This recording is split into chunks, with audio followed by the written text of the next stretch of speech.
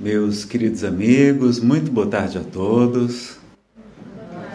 Quero agradecer a oportunidade de estar pela primeira vez aqui com vocês no Operários de Jesus. Eu gostei do nome desse centro espírita, que lembra trabalho, trabalhadores de Jesus, operários de Jesus, obreiros do bem, porque Chico Xavier sempre falava da importância do trabalho.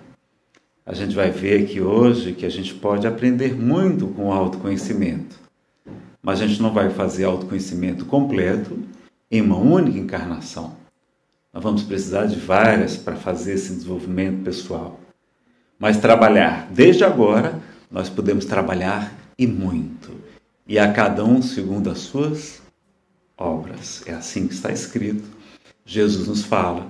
Está no Apocalipse, nos últimos versículos também, cada um será julgado conforme as suas obras. Então vamos prestar atenção a isso e não perder a bênção do trabalho. Tem cadeiras aqui na frente, pessoal, para vocês sentarem, tá? Por favor, fica melhor. Às vezes chega alguém mais atrás e não escuta. Tem bastante cadeira, tem aqui do lado também do palestrante. Os mentores não precisam de cadeira, não. Eles que não precisam mais sentar. Não ficam mais cansados de ficar em pé. Tá? Se chegar mais alguém, tem cadeiras aqui. Tá? Eles vão ocupar mais uma aqui.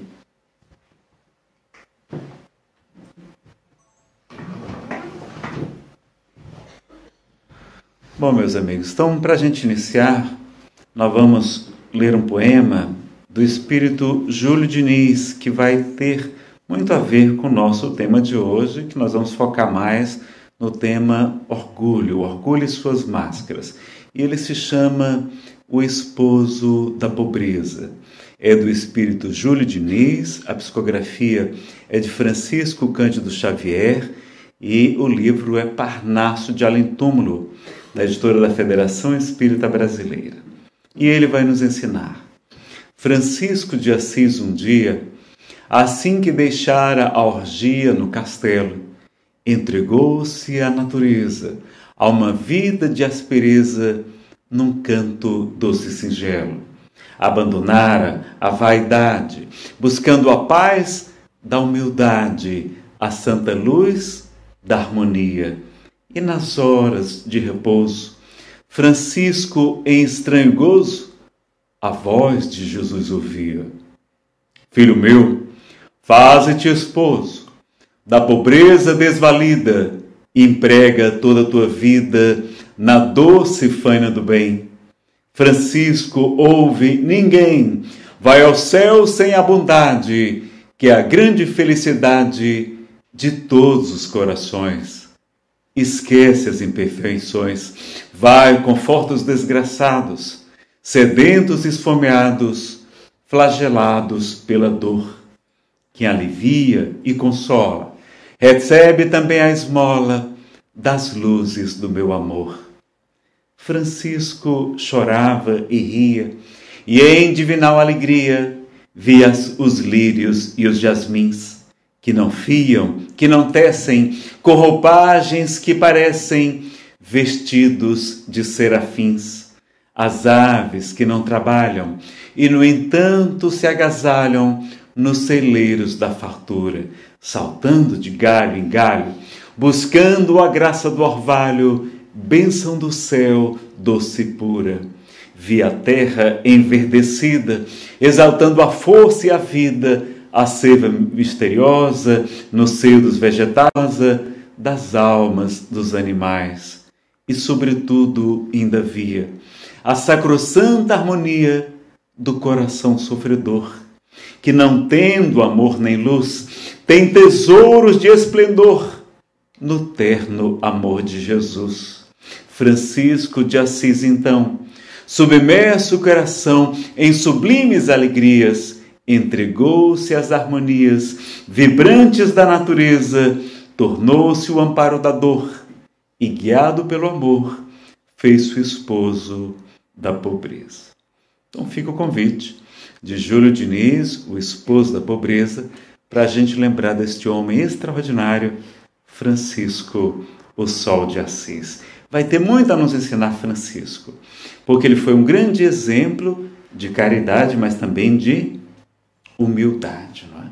E hoje, como a gente vai focar mais no orgulho e suas máscaras, o exemplo de Francisco vai calar bem alto, né? Vai falar bem alto aos nossos corações. Bom, meus amigos, eu fiz uma divisão porque todas as 4 casas que a gente nos receberam aqui em Santa Catarina escolheram o mesmo tema. A gente tem mais de 200 temas prontos de palestras. As 4 escolheram autoconhecimento e iluminação interior. E aí agora, como é que vai ser? A gente vai repetir a palestra para todo mundo, a gente está transmitindo ao vivo pela nossa página no Facebook, não é? Está gravando, vai ficar a mesma palestra repetida? Então a gente sugeriu, não é? Eu quero que vocês me deem um ok, se pode ser. A gente está fazendo em módulos. O primeiro módulo, a parte introdutória, a gente fez ontem à noite, lá na cidade de Penha, né? Da Penha. E hoje a gente vai falar sobre um dos pontos mais importantes do autoconhecimento, aquele que mais dificulta o autoconhecimento, que é o orgulho, né? Então, se vocês permitirem, a gente faz isso. Hoje à noite, às 7h30, a gente vai falar sobre a terceira parte, sobre os mecanismos de defesa do ego, e algumas técnicas de autoconhecimento e terapia de regressão a vivências passadas à luz da doutrina espírita, tá certo? E no domingo pela manhã, a gente termina falando sobre como encontrar a iluminação interior e trazer exemplos de homens e mulheres extraordinários que alcançaram o autoconhecimento e a iluminação interior, tá? Então, só para vocês saberem, esse material já está gravado. Ele é um DVD, na verdade são 4 DVDs, cada DVD tem 3 palestras. E num boxezinho vem 12 palestras, então, porque são 4 DVDs. E nesse box, que tem também no CD de MP3, tem todas essas 7 palestras que compõem o seminário completo, que já tem gravado. A gente gravou em Aracaju, acho que em 2008, alguma coisa assim, tá? Que começa com essa palestra, Jesus e a Alegria de Ver, que é a mais bonita de todas. A gente não vai falar ela aqui hoje. Ontem nós falamos sobre o autoconhecimento e o conhecimento que liberta. Hoje nós vamos falar sobre os fatores impeditivos, focando no orgulho, não é? Mas também um pouquinho sobre vaidade e sobre o medo também. Depois falaremos sobre mecanismos de defesa do ego, porque são 29 mecanismos de defesa do ego, e as fugas psicológicas, e as técnicas e ferramentas de autoconhecimento e terapia de regressão hoje à noite, lá em Rio do Sul, que é pertinho daqui, não é? Quem quiser assistir, qual é o nome do centro lá hoje à noite, vocês sabem? No Operários do Bem? Olha, ainda falei em Operários e do Bem, parece que deu certo, não é? Então, maravilha. Então, pessoal, os trabalhadores de Jesus vão se juntar aos Operários do Bem, aqueles que quiserem, se não já tem gravado. Você pode adquirir em DVDs ou em CDs de MP3, um CDzinho contendo 12 palestras, e também tem músicas contendo todo esse seminário. O preço é bem acessível e toda a renda vai ser revertida para ajudar as casas que estão reunidas, convidando e custeando as nossas despesas para a vinda aqui a Santa Catarina, tá certo? Uma parte vai ficar para vocês aqui também hoje, para o centro de vocês também, para a gente ajudar essa casa, tá bom? Ajudar os trabalhadores de Jesus, não é? Aí, no final, então, a gente fala sobre iluminação e autorrealização e exemplos de como alcançar isso amanhã de manhã, que vai ser na cidade de... Cadê o Carlos? O Carlos foi arrumar o carro. Eu não decorei todos os nomes da cidade. Timbó, em Timbó. Então a gente vai falar sobre essa parte final. Depois vocês podem acompanhar no Facebook, é só procurar a página Nazareno Feitosa Expositor Espírita, ou também no nosso canal no YouTube também, tá certo? Então vamos em frente. Vamos então falar sobre orgulho, pode ser? É um dos temas mais intrigantes, é uma palestra bem interessante. A gente vai precisar de todo o tempo de hoje à tarde, que a gente programou, cerca de 2 horas, fazendo um pequeno intervalozinho, né? Vai ter um lanche no intervalo para a gente fazer. Então vamos falar sobre orgulho e suas máscaras. Primeira coisa, orgulho, meus amigos, ele na doutrina espírita é diferente do que aqui no Brasil. Porque orgulho na língua portuguesa é também significado de satisfação, não é? Então a gente diz, poxa, eu estou orgulhoso que meu filho está indo bem na escola. Estou mais orgulhoso ainda porque ele está participando da evangelização infanto-juvenil na casa espírita. Isso não tem nenhum problema. Satisfação é ótimo, é contentamento, quando está tudo bem, não há nenhum problema com esse orgulho, tá certo? Com essa satisfação. O orgulho negativo que a doutrina espírita nos fala é aquele da supervalorização de si mesmo, também conhecido como soberba, como vaidade. É uma desobediência a Deus, é um desrespeito ao nosso Pai, é a gente se colocando no lugar de Deus. Não é? Vocês sabem que o egoísmo é o culto ao ego, então a egolatria. Então vocês sabem que o nosso mandamento maior é amar a Deus sobre todas as coisas, de toda a nossa alma, de todas as nossas forças, de todo o nosso entendimento, com todo o nosso espírito, com todas as nossas posses também, está lá assim no original, né? E amar ao próximo, do mesmo modo que a gente tem que se amar, mas Deus deve estar em primeiro lugar. Mas o que é que nós fizemos? Tiramos Deus do centro e colocamos o nosso ego. Então agora nós somos mais importantes do que Deus. E aí o homem se afastou de Deus. É o simbolismo da queda. E a gente tem então nós cultuando outros deuses. A prostituição que tem na Bíblia é essa idolatria a outros deuses. Nós estamos cultuando outros deuses. Estamos cultuando o Deus Mamon, que é o Deus das riquezas. E estamos fazendo até sacrifícios por esse Deus. Não mais sacrifício de pessoas, de crianças, de animais, mas fazendo sacrifício da nossa saúde para ter o dinheiro. Sacrificando a educação dos nossos filhos, o lazer, a nossa espiritualização para agradar a Mamon, para termos mais dinheiro. E assim nós estamos substituindo Deus por outros deuses, não é? A sexolatria, a nossa vaidade, o corpo, nós estamos cultuando vários deuses, mas não o Deus único e verdadeiro que Jesus nos falou. Então isso é o problema do egoísmo. É a gente pensar primeiro em nós, isso da nossa família, e o resto que se vire, o resto que dê seu jeito, não me preocupo com vocês, se vocês estão sofrendo é porque vocês são inferiores mesmo. Aí começa a falar o orgulho, porque o orgulho é a gente se achar superior aos outros. E a gente vai ver como isso é complicado. Tá? Vamos ver todos os detalhes, todas as consequências que eu lembrei assim, tem mais da questão do orgulho. Tá? Se você quiser também sentar, fica à vontade, para não ficar cansativo para ti. Estou com dó dele aqui em pé, vai aguentar a palestra também, mas bom, alguém tem que sofrer junto com o palestrante, não é? Tem aqui um cinegrafista aqui de pé, muito obrigado, viu, pela sua presença, por estar registrando aí o evento. Qualquer coisa você me fala se eu precisar ajustar. Então, é o culto ao eu em detrimento de Deus, e o detrimento do nós, tá certo?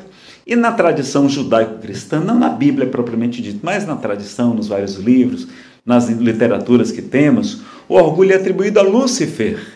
E Lúcifer, na verdade, é um nome lindo, era de um anjo, nessa tradição, que nós respeitamos, não é? Mas a gente não acredita ao pé da letra, não deve ser interpretado ao pé da letra, que Lúcifer significa portador de luz, aquele que leva a luz, e diz que era um anjo muito lindo, muito belo. E quando ele tomou consciência que era belo, ele diz, olha, eu não vou mais ficar servindo a Deus, eu vou ser igual a Deus, ou maior do que Deus, eu não preciso de Deus. Como a gente acha que não precisa de Deus, não é? Eu tive minha época de Lúcifer também. Quando eu, por volta de 12, 13 anos, né, influenciado pelo meu pai, pela cultura nossa que é materialista, consumista, né, hedonista, a gente diz que acredita em Deus, mas só para não ninguém falar mal da gente. Mas como meu pai não acreditava em Deus, e eu era muito ligado à ciência, eu passei a dizer, não, eu não acredito em Deus. Quando a ciência provar que Deus existe, aí eu vou acreditar. Como se precisasse a ciência provar, basta olhar para as estrelas e perceber a grandeza da criação, que é o reflexo do nosso Pai Celestial, não é? Basta olhar para o nosso corpo perfeito, funcionando. Tudo isso é fruto do acaso. Tem que ter muita fé para acreditar no acaso, o acaso ser capaz de construir tanta coisa maravilhosa, não é? Tem que ter mais fé do que quem acredita na religião, concorda? Para ser ateu tem que ter muita fé, não é verdade? E ali eu tinha tudo. Eu tinha saúde, tinha juventude, tinha meus amigos, tinha meu colégio, tinha dinheiro para lanchar, para minhas despesas pequenas, tudo, tinha minhas paqueras, tinha meus amigos, tinha juventude, saúde, tinha meus pais, ainda tenho meus pais aqui comigo, na terra. Eu tinha até cabelo, pessoal, tinha até cabelo. Então eu achava que não precisava de Deus. E aí me revoltei e passei, não, Deus não existe. Por quê? Porque a gente acredita que não precisa dele. e acredita que pode ser feliz longe das leis divinas. E no Livro dos Espíritos fala que o homem só é infeliz porque se afasta da lei divina, da lei de Deus. Então basta a gente se aproximar da lei divina, da lei do amor, de justiça e de caridade, que resume todas as outras, que a gente vai encontrar a verdadeira e única felicidade. Não é? Então Lúcifer se revolta e, junto com um terço dos anjos, eles vão se revoltar contra Deus e acontece uma batalha. E Miguel, que em hebraico significa quem é como Deus, não é? Ele vai então batalhar junto com Lúcifer, e Lúcifer é derrotado e ele cai nos infernos, não é? Ele cai nos infernos, então, e aí na literatura, Milton, no seu Paraíso Perdido, acrescenta que quando Lúcifer cai no inferno, um auxiliar dele lamenta, né? Nossa, que pena, nós perdemos o céu. E ele vai dizer uma frase que talvez seduza a muitos de nós ainda hoje: prefiro ser senhor no inferno do que escravo no céu. Será que ainda muita gente não está preferindo ser senhor aqui da terra, das riquezas, dos bens, da corrupção, do poder, do sexo, da beleza, do que ter a felicidade espiritual? Porque, segundo ele, seria uma escravidão, mas não é uma escravidão, a gente sabe muito bem disso, não é? Pelo contrário, é compartilhar da felicidade, é ser anjos como Jesus, como é o Espírito puro. Todos nós um dia seremos espíritos puros, seremos Cristos, seremos Messias como Ele o é, porque Ele mesmo assim nos ensinou, não é verdade? E tem também a história de Santo Antão, também curiosa, não é? Tem uma tradição apócrifa, não é a oficial da igreja, tá certo? Né? Nós tem notícia que ele veio até os 105 anos, era aqueles frades que jejuavam muito, que moravam nas cavernas, e ele todos os dias era atacado pelo demônio que o visitava por 8 décadas. Então o demônio fazia tudo para tentá-lo, ele vivia jejuando muito, passando muitas privações, eram aquelas ordens, né, realmente do ascetismo que o espiritismo não prega, mas ele ali firme, lutando, não foram tanta assédio, tantas décadas, que até que um dia, ele resistindo a tudo, o demônio, então, cansado, disse: você venceu. E foi embora.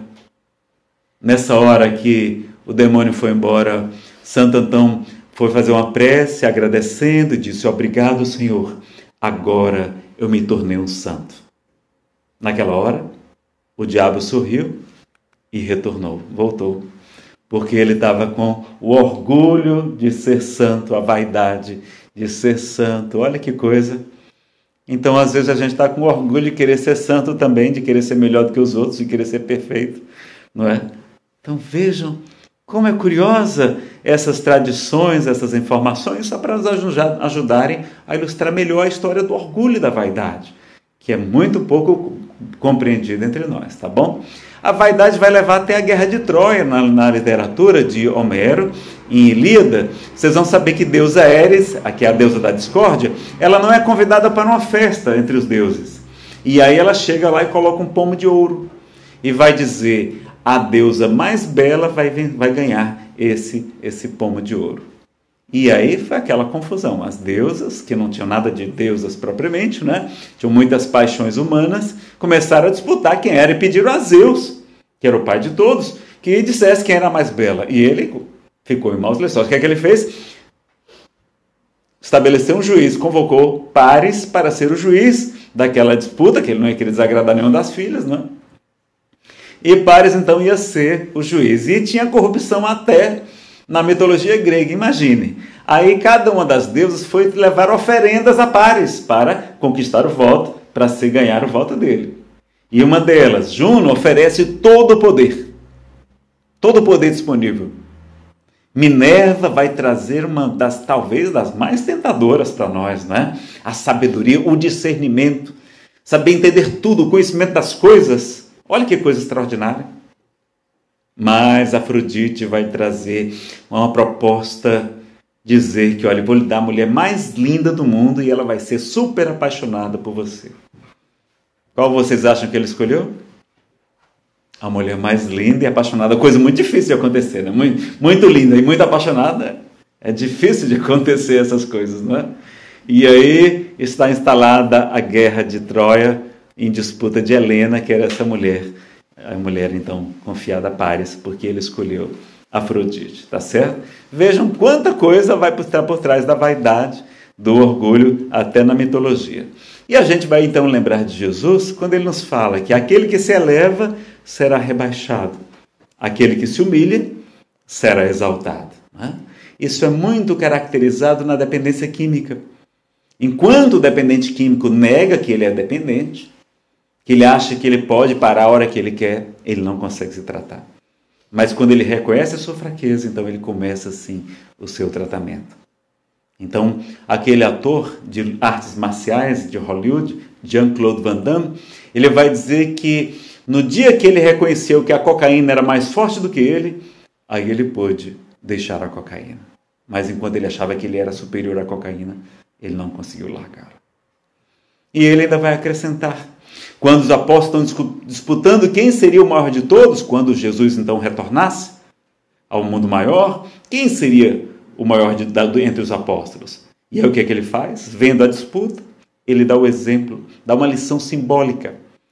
Pega uma cinta que era usada pelos escravos, ele cinge o seu lombo, como faziam também esses escravos, e vai lavar os pés dos apóstolos, um a um. E aí Pedro se revolta, mas como? Vocês estão sendo ingratos? Como é que pode permitir que o nosso mestre trabalhe como se fosse um escravo vulgar? E aí Jesus vai dizer, Pedro, se não permitires que eu lave os teus pés, tu não tens parte comigo. Aí eles, Senhor, então lava não só os pés, lava logo o corpo todo, né? Então vejam a lição que ele vai dar da importância da humildade. Vai dizer, aquele que quiser ser o maior de todos, seja servo de todos, seja o trabalhador de todos, seja aquele que ajuda a todos. De quem vocês lembram quando a gente fala essa palavra? Lembra alguém? Aquele que ajuda a todos, aquele que é servo de todos? Chico Xavier? Chico Xavier, concordam? Servo de todos, né? Servindo, amando, trabalhando. Todo mundo criticando e ele trabalhando, Chico amando, Chico servindo. Chico foi verdadeiramente humilde, né? E ele vai dizer mais. Não julgueis a fim de que não seja julgados. Aquele que estiver sem pecado atira a primeira pedra, não é verdade? Então, fala-nos realmente da questão do orgulho. O orgulhoso se acha no direito de condenar. Esse é o perigo. Então a gente se acha superior aos outros.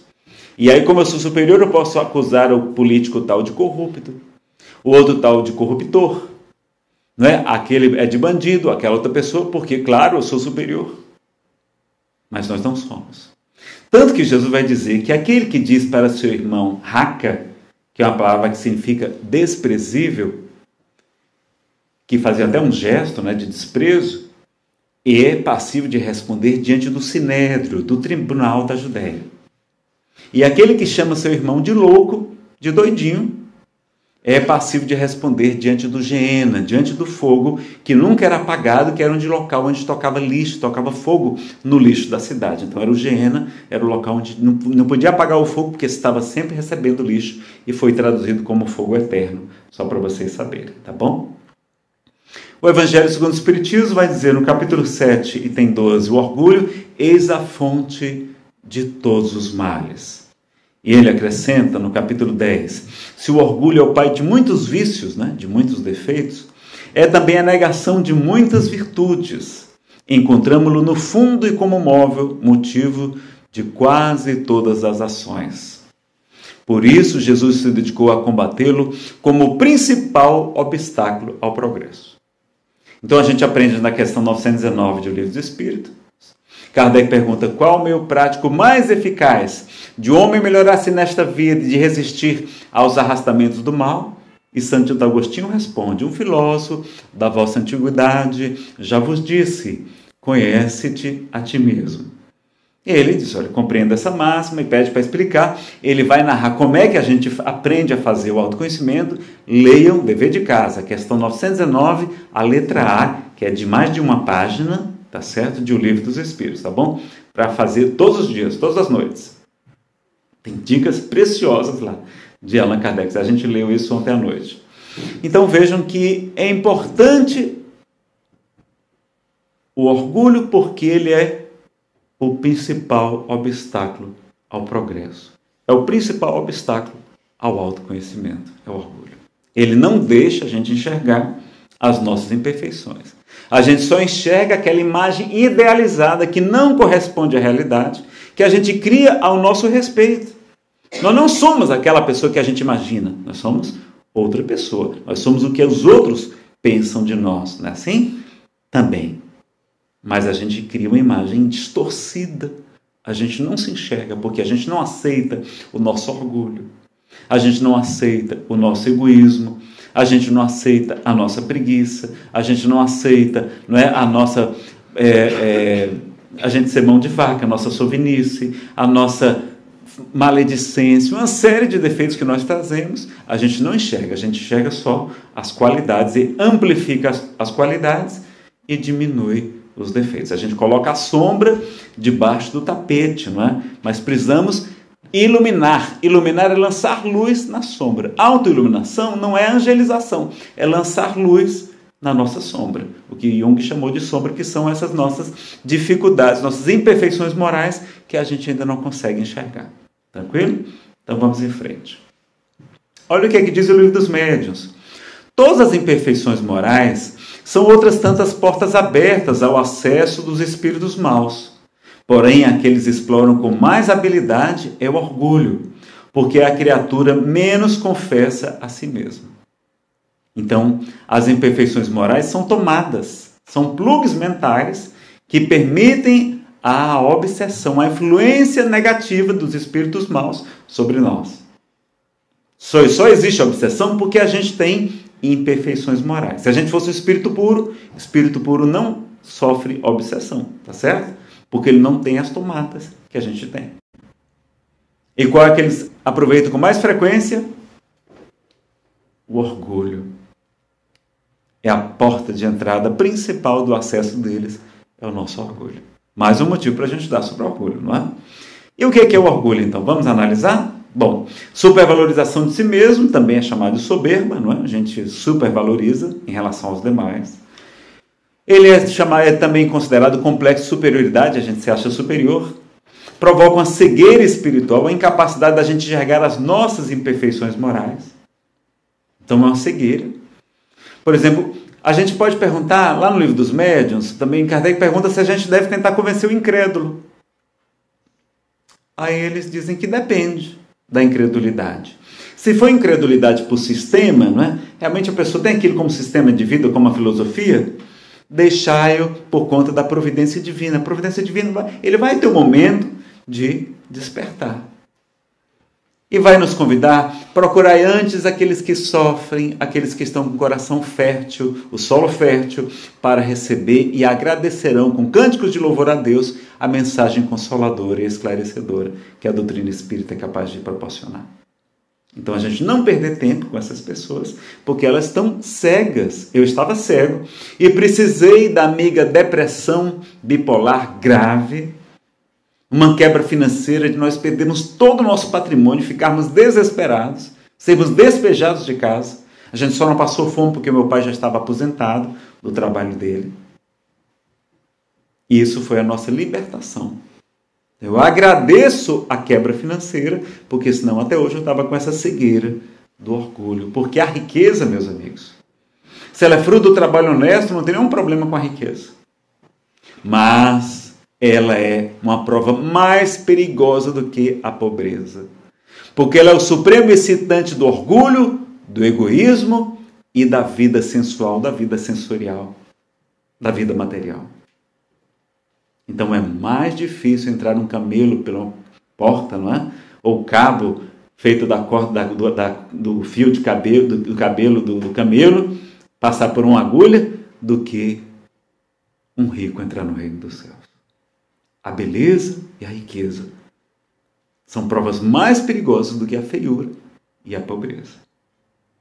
Tá? Então guardem isso, porque às vezes a gente fica querendo, né? Não, só vou ter um filho, por quê? Porque quer colocar no melhor colégio da cidade, na melhor creche, das melhores roupas, melhor curso de inglês, Quer dizer que você quer dar a prova mais difícil que tem na Terra, que é a prova da riqueza para o seu filho, para que ele fale, para que ele sofra no mundo espiritual? Ou é melhor ter vários filhos e aparar muitos entes queridos que estão sofrendo muito no mundo espiritual? E a gente prometeu receber como filho, está lá no livro Missionários da Luz. Só que quando chega aqui a gente esquece, fecha as portas e ainda praticamos o grave crime do aborto. Então, vamos pensar. Será que não é melhor a gente ter mais filhos e ajudar a reencarnação? Não tem uma filha muito grande para reencarnar? Diz que tem uma filha enorme para reencarnar. O que a gente está fazendo para diminuir essa fila? A gente está colaborando? Não. No máximo 2 filhos. Não, que é isso. Por quê? Porque a gente quer riqueza.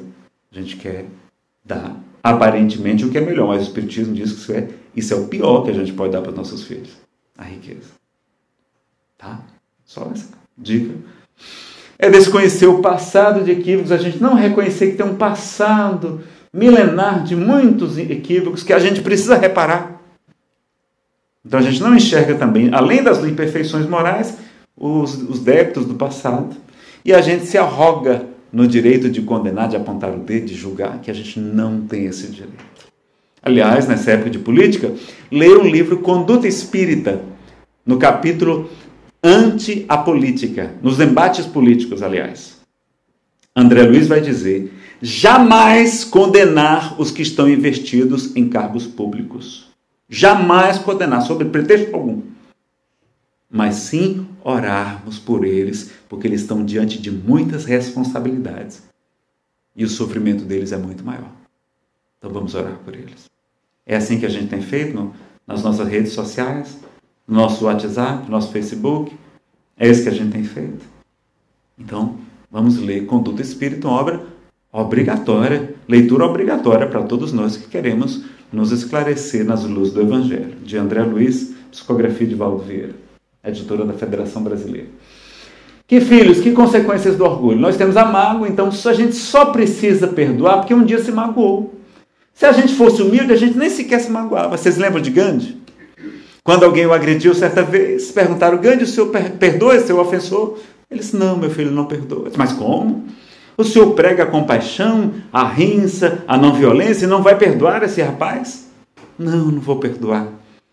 Porque ele seguiu o evolutivo baixo e a gente não espera das árvores ainda tenras frutos antes da hora, meus amigos. Como é que ele pode dar um fruto de bondade se é uma plantinha, um brotinho nascendo no chão ainda?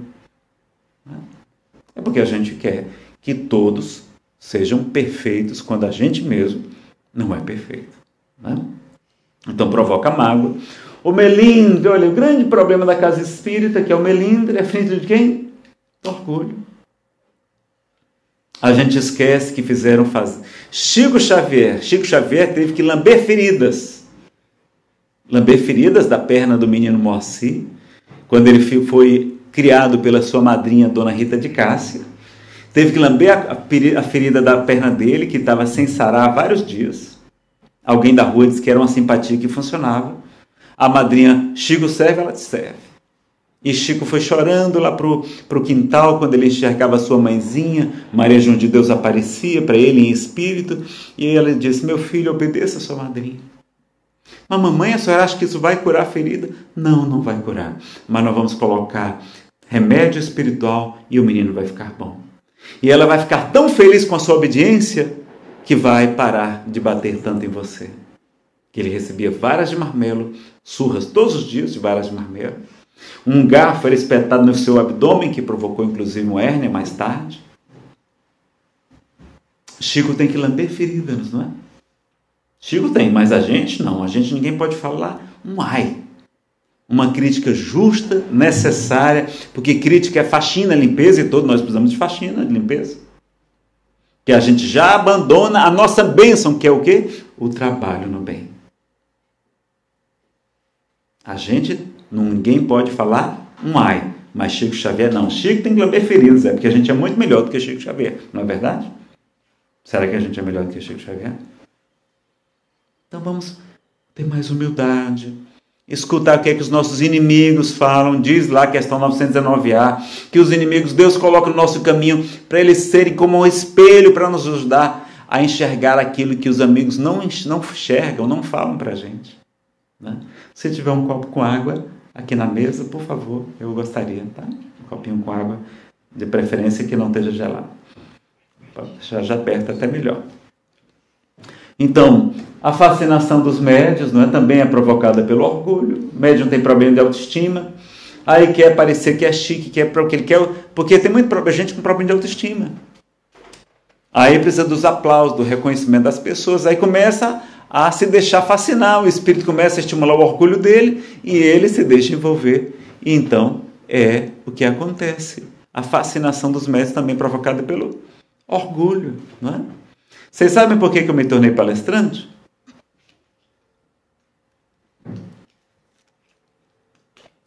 Eu estava conversando com a minha psicóloga certa vez em Brasília, ela disse: Nazareno, você sabe por que você dá palestras? Eu achei que ela fosse dizer porque era por causa da vaidade, de todo palestrante é meio exibido mesmo. Acho que você não conhece nenhum palestrante que não seja meio exibido, né? Que tem um pouquinho de vaidade. A gente gosta de aparecer, tem isso um pouquinho mesmo. E pelo menos a gente está usando para uma coisa boa, está usando essa coisa de gostar de aparecer para divulgar o Espiritismo, para falar de Jesus, etc. De tanto a gente falar, capaz da gente aprender alguma coisa, né? E ali eu falei, ela disse: não é por causa disso não. Eu disse: por que é? É porque você tem problema de autoestima. E aí você está usando um mecanismo de defesa do ego chamado compensação, que é falar em público, fazer palestra, porque aí você recebe o reconhecimento das pessoas, o carinho, os aplausos. Para isso você se sente melhor, mas você tem que tratar o problema. O problema é a autoestima que não está boa, ela está baixa. E não ficar mascarando com a compensação via palestras. Olha. E eu achando que era missionário de Jesus. Era problema de autoestima. Veja como a gente não se conhece, a gente não sabe por que age. Lembram lá da definição do orgulho? Ele é o móvel, é o motivo de quase todas as nossas ações. A gente acha que está fazendo por amor, por caridade, não, está fazendo por orgulho. Porque quer agradar a si mesmo ou quer agradar aos outros. Aí é chamada vaidade, tá bom? Gera prepotência, arrogância, a gente acha que sabe tudo. Dá palpite sobre assunto que a gente nem domina, nem conhece direito. Já viram alguma pessoa perguntar na rua, a pessoa dizer que não sabe? Ou dizer, ter humildade de dizer, algum palestrante se perguntar, dizer, não sei. Não precisa aprofundar melhor nesse assunto? Não precisava dizer. Tanta coisa que a gente não domina, mas a gente se arvora a fala cada bobagem. Transcreve coisa, porque ouviu falar, copia e cola de outras palestras que a gente assistiu, ou leu, ou alguém falou. E se a pessoa errou, a gente sai errando também. Né? Então, prepotência, arrogância, presunção, acha que sabe tudo. Preconceito, né? A gente julga as pessoas porque a gente se acha superior, a nossa cartilha que é a correta. A intransigência, né? Então sou muito rígido. A inveja, não é? Então a gente tem muito medo de não agradar os outros, como aquele está agradando mais do que a gente sofre com aquilo. Aquela pessoa provoca inveja, ela ameaça para a nossa autoestima. O perfeccionismo, então a pessoa sofre muito por causa do orgulho. Então vai ter o perfeccionismo, quer fazer tudo certinho, 100% o tempo todo. Então sofre muito, o que é bom também. Se não fosse o orgulho, os artistas não se melhorariam. Mas como eles têm a vaidade de querer agradar os outros, aí eles se melhoram, eles vão ser perfeccionistas. Então tem um lado positivo também do orgulho. Tudo, pessoal, que Deus coloca em nossa vida, Kardec pergunta se o princípio das paixões em si mesmo é mal. Se foi colocado na natureza para o nosso mal. E os Espíritos dizem que não. Que o mal está nos seus excessos, que o homem lhe acresceu por causa da vontade. Então o problema não é a matriz das imperfeições morais do orgulho, mas o excesso que a gente aumentou, tá? Então o perfeccionismo pode ser uma coisa boa, mas ele vai gerar uma super exigência, uma inaceitação, a gente não se aceita e vai levar à frustração também. A gente vai se frustrar muito, porque a gente não vai ser aquele super-homem que a gente passa para os outros que é, a gente não é, a gente vai cair em muitos momentos, não é? Vai gerar timidez, olha que coisa, timidez e orgulho também. Porque o tímido, ele não consegue lidar com as críticas. Aí ele tem medo de colocar sua opinião para os outros comentarem. Olha, então vocês façam perguntas no segundo módulo Porque timidez é orgulho. Jesus era tímido? Nem um pouco. Então, Jesus, que é o nosso modelo, nos convida a não sermos tímidos não, tá, pessoal? Gera a compulsão de querer controlar os outros, a gente quer mudar os outros, quer mudar todas as pessoas, e a gente não está aqui para isso. Não é a nossa missão mudar os outros. Qual é a nossa missão? Nos autoaperfeiçoarmos, concorrendo, ou seja, ajudando a harmonia do universo, executando a vontade de Deus, não é a nossa, a vontade é de Deus, do qual são ou serão ministros, não é? Está lá em O Livro dos Espíritos, questão 558. Fiz um resumo aqui para vocês, tá certo? A missão da gente é se melhorar. Quando a gente se melhora, a gente vai ajudar mais e melhor os nossos entes queridos. A gente vai orar, vamos orientar, vamos esclarecer, vamos cuidar, mas não vamos mudar as outras pessoas. Reclamar resolve? Reclamar resolve? E por que a gente reclama todo dia a mesma coisa, todo dia a mesma coisa, a mesma hora, do nosso marido, da nossa esposa? Quer acabar um casamento? Faça isso. Chama-se tortura chinesa. Reclama todo dia a mesma hora. Não resolve. A mesma coisa.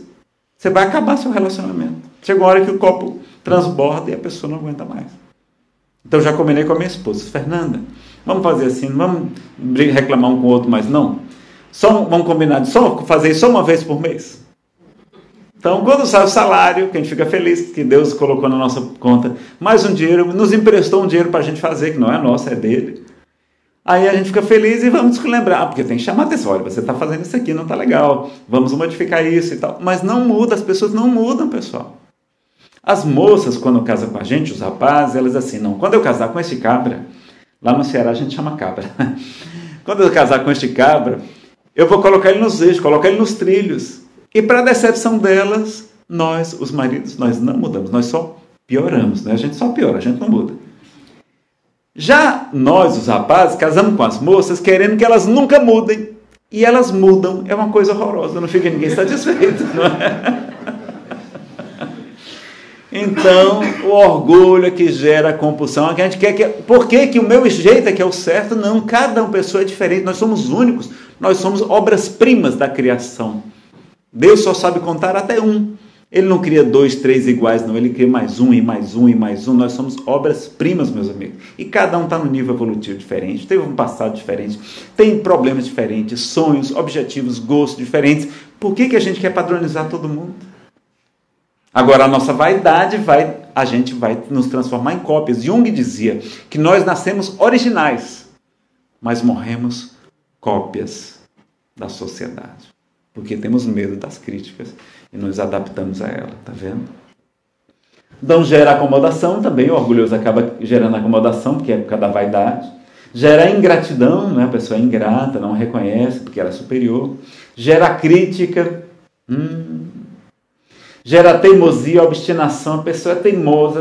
Por mais que você tente conversar, esclarecer, mostrar, a pessoa é teimosa. Ela não quer dar o braço a torcer, ela não quer admitir que ela estava errada.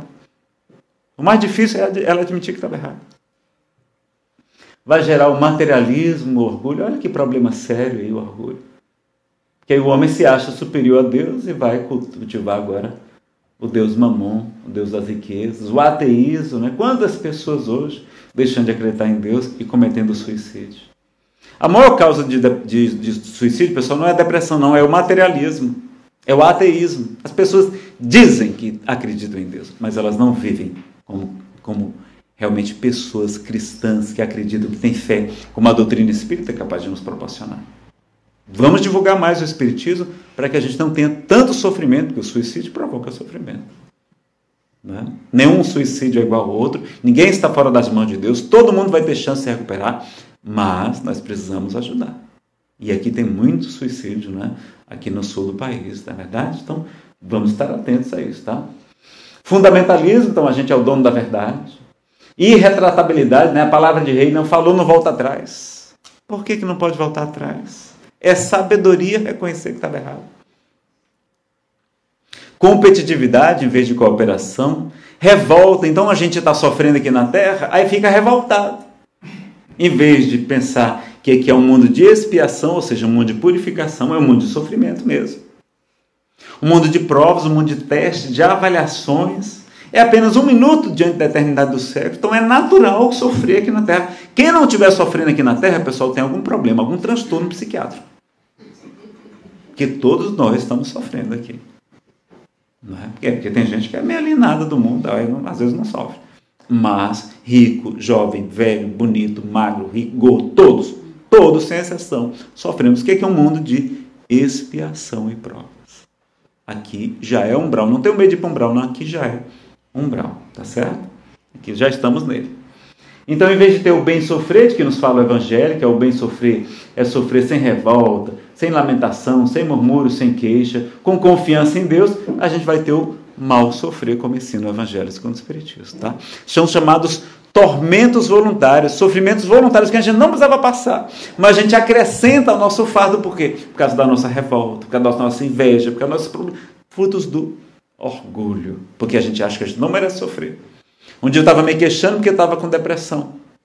Eu tenho um transtorno bipolar desde criança, né? E um dia desse eu estava me queixando que estava com depressão e tal. Apesar que ela é bem leve, controlada com remédios maravilhosos. E aí o Espírito Samuel Lucas disse, meu filho, por que você está se queixando? Mas você não vê, Samuel, aí com esse problema dessa depressão bipolar e tal, isso me atrapalha. Ele disse, meu filho, me diga uma coisa. E os cegos de nascença, eles podem reclamar? Não, eles não podem reclamar. E os paralíticos que não podem se locomover, eles podem se queixar? Não, também eles não devem se queixar. Por que o depressivo, que é muitas vezes a sua expiação, se acha no direito de revoltar-se contra a lei da purificação, da expiação? Então, será que não é orgulho nosso? Não? Então, cuidado, né? O consumismo vai diminuir a caridade, então a gente só quer se anestesiar, porque aí comprando coisas bonitas de marca, etc., a gente parece ser mais belo, mais bacana, mais importante, porque a gente quer agradar os outros, é vaidade. Também é vaidade e orgulho, né? Já fizemos aqui a diferença. Vai gerar ostentação, em vez de a humilhação, a gente vai acabar levando a humilhação. Excesso de comparação, a gente vai sofrer muito se comparando aos outros, né? E a acomodação está até repetida, a acomodação ficou repetida. E vai ter a vaidade, que é uma fruta, uma filha excelente do orgulho, a vaidade intelectual, sobretudo. A gente vai falar sobre aquilo que não conhece, nós já comentamos aqui, né? Então não é tão bonito, palestrante, você perguntar, olha, eu não sei, olha esse assunto, eu não pesquisei bem, eu acho que eu preciso estudar melhor. Primeira coisa que Kardec vai dizer, você quer criticar o Espiritismo? Conheça o Espiritismo primeiro, se der o trabalho de estudar. A pessoa não conhece o Espiritismo e vai se apurar. Tem que ler pelo menos 5 obras básicas. Pronto, lê 5 obras básicas. 3, então. O Livro dos Espíritos, o Evangelho segundo o Espiritismo e o Livro dos Médios. Lê essas 3, aí depois você vem a criticar. A pessoa nem leu e vai falar do que não conhece. Aí Kardec se revolta, ele fala, não, pelo menos conheça, estude. Não é assim? Então será que a gente tem o direito de condenar e de criticar coisas que a gente não conhece? Então vamos estudar, vamos analisar. Quanto tempo você tem de bateria aí? Quase acabando a primeira. Está quase acabando a primeira? Quantos minutos? Mais 5 minutos. Mais 5? Se precisar trocar, você me fala que eu paro, tá? Levanta a mão que eu paro. Necessidade do ineditismo, então a pessoa quer lançar coisas inéditas, do pioneirismo, vive trazendo novidades, aí vive trazendo novidades para o movimento espírita. Aí o que tem de novidade maluca, de literatura chamada espírita. Meu Deus! A pessoa nunca nem leu um Kardec e já chega num centro espiritual obsedado e já vem com o livro debaixo do braço psicografado querendo que a gente publique. Aí traz para a nossa editora, a gente vai lá olhar o livro, não presta, não serve. Antidoutrinário. O que é que ele faz? Cria uma editora dele, hoje cria até pela internet essas coisas, não é? E funda uma editora e publica todas as suas obras. Pronto, maravilhoso, né? Ficou bom para o movimento espírita assim.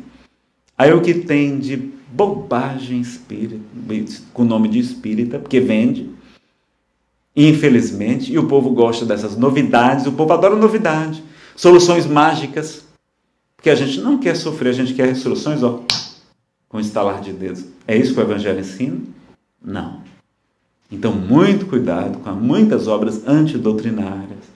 Vamos ler, nada contra, vocês podem ler qualquer coisa, mas vamos ler primeiro Kardec, vamos conhecer Kardec, vamos ler as obras de Chico Xavier, aí depois você pode ler qualquer outro assunto, pronto, você vai estar habilitado a estudar qualquer outro assunto. Mas a gente nem conhece Kardec, Quem aqui já leu esses 3 livros que eu citei inteiros, de capa a capa? Levante o braço, por favor. O Livro dos Médios, o Livro dos Espíritos, o Evangelho segundo o Espiritismo. Então, é só 16,42% só levantou o braço. É muito pouco, pessoal. Os outros, vocês são espíritas. Vocês são espíritas. Mas vocês não conhecem espiritismo. Só ele trocar aqui a bateria. Bom que ele é prevenido, tem outra bateria. Daqui a pouco a gente vai fazer um intervalo, tá, pessoal? Fiquem tranquilos. Tem lanche, não tem? Não? E eu falei que tinha lanche pro povo. Mas vocês acabaram de almoçar, estão precisando emagrecer e tal. Olha, é bom para o nosso orgulho, a gente ficar mais magrinho e tal, não é? Eu achei que falaram que tinha lanche, não sei o quê. Todo lugar aqui que eu vou, não tem um café colonial, tem não sei o quê. Não faça isso não, eu tenho intolerância ao leite, não posso comer essas coisas e tal. Tem que explicar para o povo, né? O povo quer matar a gente de comer. O problema é que a gente vem para cá e sai mais gordo nessas viagens. Né? Tranquilo? Então, quem não levantou a mão, pessoal, vocês são espíritas, mas vocês ainda não conhecem espiritismo. Para conhecer espiritismo tem que ler pelo menos essas 3 obras, tá? Leiam também o livro O que é o Espiritismo, muito importante para conhecer a doutrina espírita, tá bom? Além de outros, né?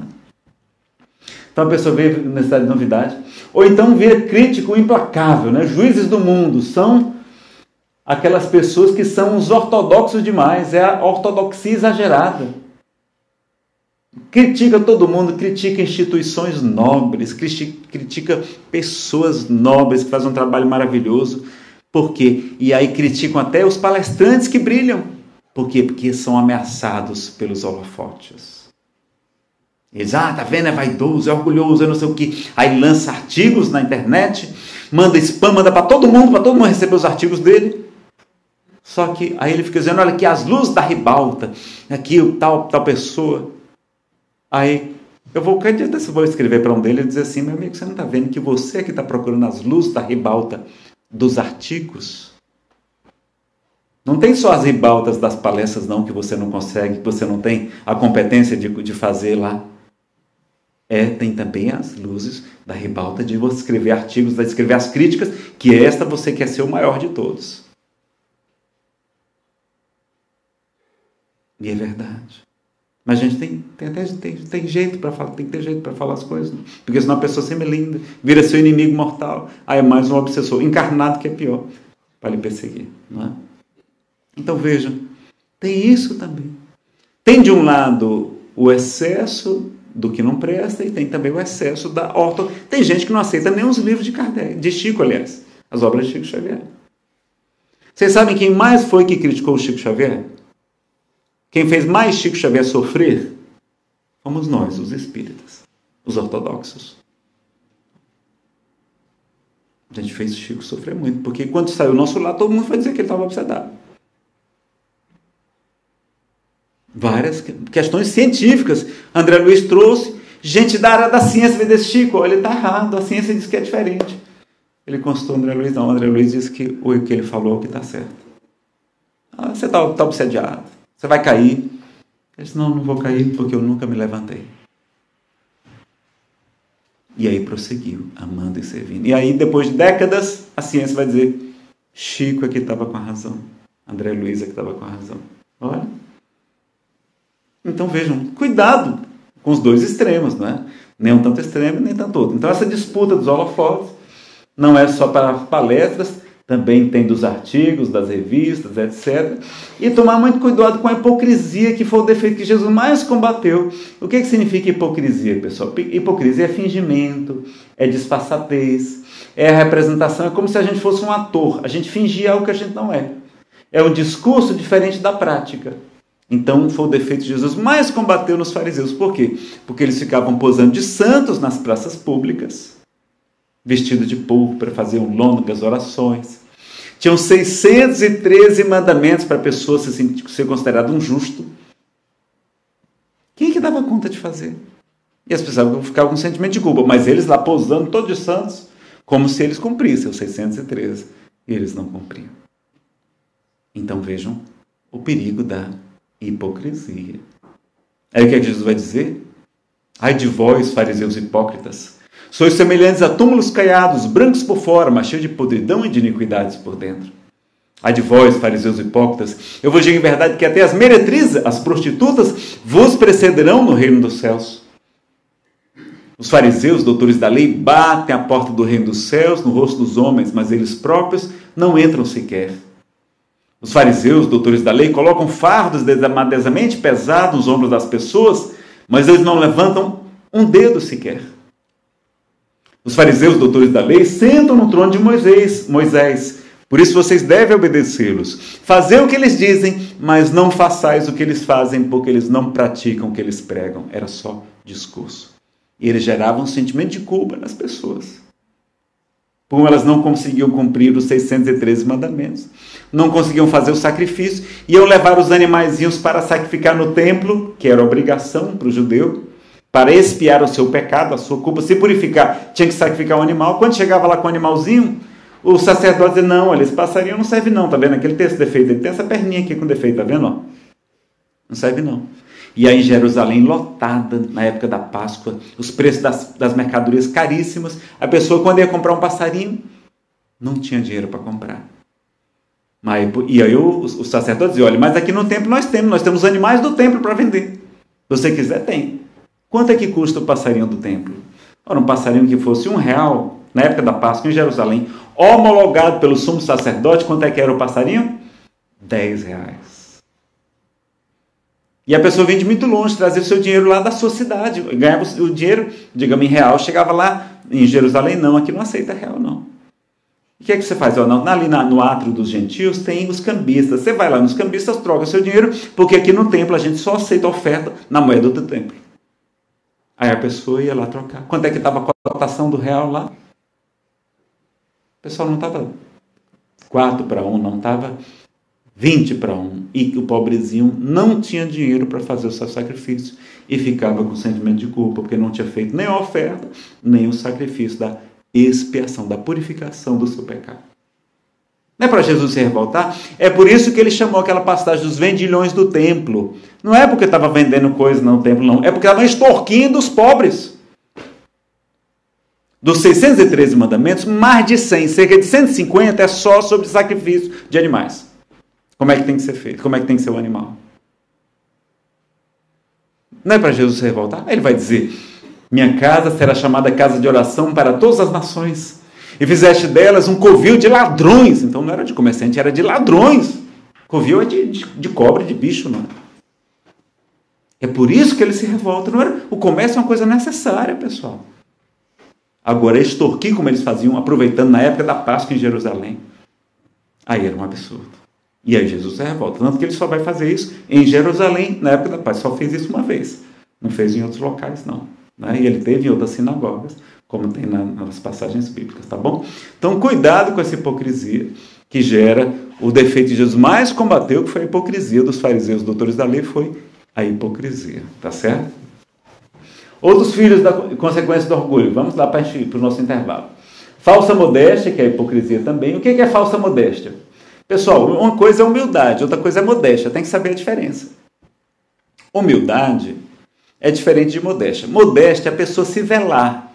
Ela não demonstrar tudo o que ela sabe, todo o seu talento para não provocar, sofrimento nos outros.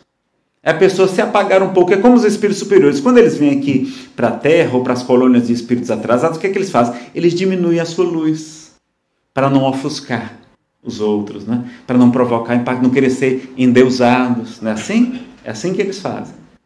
Então isso é modéstia. Outra coisa é a falsa modéstia, que não é virtude, não é defeito. Por exemplo, eu preparei aqui a palestra, estudei, preparei os slides, coloquei música, busquei um poema e tal, busquei aqui nas fontes interessantes, as fontes básicas, obras básicas. E aí a pessoa no final da palestra, Nazareno, gostei da sua palestra. Olha, você falou de Kardec, falou de Chico, falou trouxe de poesia, etc. Olha, gostei muito da sua palestra. E aí eu, com a falsa modéstia, que é que eu vou dizer? Não, minha irmã, que é isso? Não fala isso não. Minha palestra foi uma desgraça, eu não valho nada. Mas por dentro pensando, eita, eu arrasei, né? Não, pessoal, isso é hipocrisia, isso não é humildade, isso é falsa modéstia. Então não é isso que Jesus prega. Então eu conheço pessoas, não é, que vão se vestir de maneira muito simples, tal. Você vê só de camiseta, de chinelo. Você olha, essa pessoa deve ser muito humilde. E o orgulho nas estrelas, não é? Humildade não é desleixo, não. Alberto Almeida, que é psicoterapeuta, ele diz, olha, se a pessoa chega no seu consultório com a roupa toda amarrotada, o cabelo desgrenhado, ele diz, olha, essa pessoa não está bem. Porque vestir-se adequadamente é um sinal de equilíbrio, de bom senso. E, aliás, Allan Kardec era o bom senso encarnado. Como é que Chico Xavier se vestia? Terno e gravata, quase todas as ocasiões. Ele é o protótipo da humildade, não é? Eurípides Bassanufo, como é que ele está aqui? Terno de casimira, sapatos sempre bem polidos e as moças da cidade louca para casar com ele. Doutor Bezerra de Menezes, vereador, deputado-geral, prefeito, empresário, sempre, né? E médico, sempre bem vestido. A roupa é apenas uma aparência exterior e o reino de Deus não vem com aparência exterior, meus amigos. Agora, você vai para uma comunidade carente, para uma favela, ostentando joias, roupa de marca, tênis do último tipo, né? Você está agredindo as pessoas que ali vivem. Então, tem que vestir conforme a ocasião, não é verdade? Estou aqui de blazer porque eu estou congelando aqui, não é? Cearense aqui no sul, essa época, imagine. Estou aqui passando frio, graças a Deus que eu trouxe um suéterzinho, esse agasalho, eu não sei nem como é que chama esse negócio, lá no Ceará não a gente não usa isso, né? Então, cuidado com a falsa modéstia, tá? Projeção nos filhos, a gente vai obrigar os filhos a seguir uma profissão que eles não têm vocação, está lá no Evangelho segundo o Espiritismo, e os pais vão ser responsáveis por isso. O filho é um artista, a gente quer que ele seja um matemático, quer que seja um físico, um advogado, ele não quer ser, ele quer ser um artista, ele é um artista. Um exemplo, né, que eu estou dando. A superproteção. O pessoal quer levar seu filho para a dependência química? Todos os educadores, psiquiatras, etc., que estudam dependência química falam que o principal fator é a superproteção. É não deixar a criança se frustrar. Ela é aprender a ter imediatismo, recompensa imediata. Isso gera com muita facilidade a dependência química mais tarde. E qual o fator que mais protege? Pesquisas demonstram que a criança ter tido alguma educação religiosa na sua infância ou na sua juventude. Então, ter frequentado a catequese católica, protestante, a evangelização infantil ou infanto-juvenil espírita, tá certo? Então, vamos lembrar disso. Então, cuidado. E o que é a vaidade? Vaidade é a preocupação excessiva com a aparência pessoal, sim, é o primeiro significado. E o segundo significado é a ânsia de agradar a todos, é a preocupação com a opinião alheia. E vai dizer Paul Valéry que agradar a si mesmo é orgulho, agradar aos outros é vaidade. Vaidade é a vida vivida para os outros. A comparação é um problema, vai ensinar Montaigne. Tentamos parecer para o mundo que somos importantes e interessantes o tempo todo. Nós não compartilhamos nossas dores e fracassos e assim nós adoecemos, porque a doença sai pela boca. Quando a gente não compartilha, a gente também adoece, né? Os psicoterapeutas falam isso. Outro filho do orgulho, o egoísmo também. Olha que coisa. Lá no livro Obras Póstumas, Allan Kardec vai dizer, o egoísmo, por sua vez, tem sua fonte no orgulho. A exaltação da personalidade leva o homem a considerar-se acima dos outros. Julgando-se com direitos superiores, melindra-se com tudo o que, a seu ver, constitui ofensa a seus direitos. A importância que, por orgulho, atribui à sua pessoa o torna naturalmente egoísta. O egoísmo e o orgulho nascem de um sentimento natural, o instinto de conservação. Guardem isso aqui, instinto de conservação. Todos os instintos têm sua razão de ser e sua utilidade, visto que Deus nada pode ter feito que lhe seja inútil. Ele não criou o mal. O homem é quem o produz, abusando dos dons divinos em virtude do seu livre-arbítrio. Desde que contido em justos limites, aquele sentimento é bom em si mesmo. O exagero é que o torna mau e pernicioso, como a gente falou aqui também. Deus não criou o homem egoísta e orgulhoso, criou simples e ignorante, ou seja, sem conhecimento. O homem que se fez egoísta e orgulhoso, exagerando o instinto que Deus lhe concedeu para a sua conservação. O orgulho impede o autoconhecimento. Vamos fazer o seguinte, vamos fazer o nosso intervalo. E a gente faz então um pequeno intervalo. Vamos só avançar mais uns 5 minutinhos. Pode ser? Um aviso? Só um porém.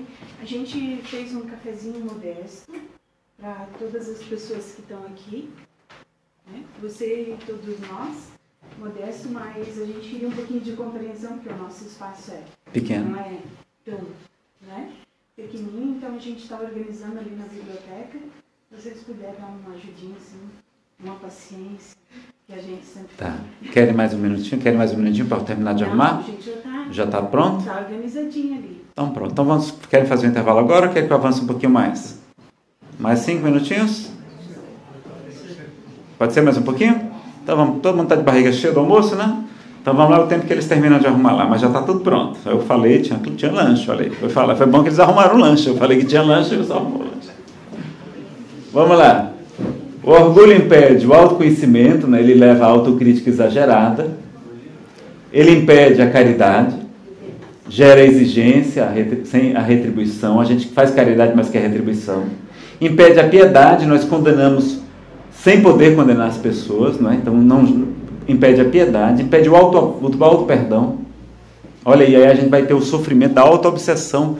Eu tenho uma palestra só sobre auto-perdão, felicidade sem culpa, porque a culpa é a principal tomada que permite a obsessão espiritual. Impede o auto-amor, a auto-renúncia, né? A renúncia. Impede buscar ajuda e tomar remédio psiquiátrico. Isso é muito importante. Olha que até de tomar remédio psiquiátrico. Vejam lá, a pessoa não quer tomar remédio psiquiátrico e diz, olha, remédio psiquiátrico é coisa para doido. Alguns provocam dependência. Tem remédio desse que engorda. Eu não preciso disso não, eu sou espírita. Ah, é? Então, quando você for para fazer uma cirurgia, você diz que não quer anestesia, porque você é espírita, não precisa dessas coisas. Concorda? Né? Vamos ver lá. Pessoal, remédio psiquiátrico não engorda. O antidepressivo emagrece. Olha que coisa. Eles são tarja vermelha, não são tarja preta. Eles não causam dependência.